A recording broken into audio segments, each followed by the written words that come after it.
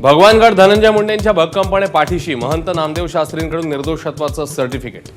नामदेव शास्त्रींच्या पाठिंब्यासारखी दुसरी ताकद नाही, धनंजय मुंडेंनी मानले आभार। नामदेव शास्त्रींनी आरोपींच्या मानसिकतेवर बोट ठेवल्यानं संतापाचा भडका। घटनेची माहिती नसेल तर महंतांना पुरावे देऊ, धनंजय देशमुखांची तयारी। महंतांनी मर्यादा पाळाव्यात, आभारांचा सल्ला।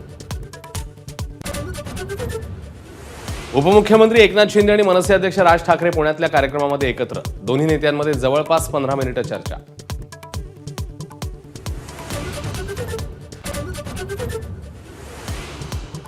कुंभमेळ्याचा विचार करता नाशिकचं पालकमंत्रीपद आपल्यालाच मिळावं, भाजपच्या गिरीश महाजन यांची अपेक्षा। तर रायगडच्या पालकमंत्रीपदासाठी शिवसेनेचा आग्रह कायम।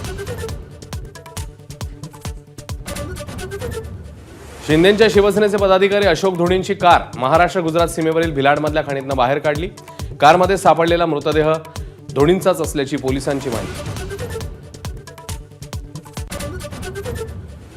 शिक्षण मंत्री दादा भुसेंनी अप्रत्यक्षपणे फेटाळली नितेश राणेंची बुरखाबंदीची मागणी। बुरखा घातलेली किंवा बुरख्याविना विद्यार्थिनी कॉपी करणार नाही यासाठी शिक्षण विभाग दक्ष असल्याचं केलं स्पष्ट। मग या सरकारच्या काळात शिंदे फडणवीसांना अटक करणार असल्याच्या आरोपांच्या चौकशी करता एसआयटीची स्थापना। सत्यनारायण चौधरींच्या अध्यक्षतेखाली एसआयटी। राष्ट्रपतींच्या अभिभाषणानंतर सोनिया गांधींच्या वक्तव्यावरनं वाद। राष्ट्रपती मुर्मूंचा पुअर लेडी असा उल्लेख तर सर्वोच्च पदावरील आदिवासी महिलेचा अवमान। मोदींचा हल्लाबोल। देवी लक्ष्मी गरीब आणि मध्यम वर्गावर कृपा करो, पंतप्रधान मोदींकडून आयकर सवलतीचे संकेत। उद्या सादर होणार केंद्रीय अर्थसंकल्प।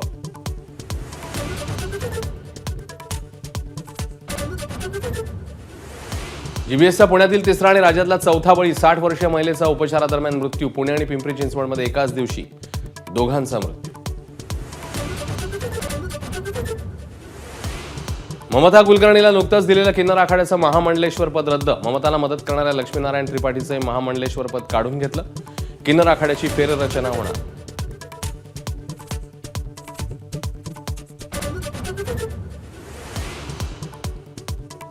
सैफ अली खान हल्ला प्रकरणी सीसीटीव्हीतला आरोपी आणि शहजाद यांचा चेहरा जुळला। फॉरेन्सिक लॅबचा अहवाल पोलिसांच्या हाती।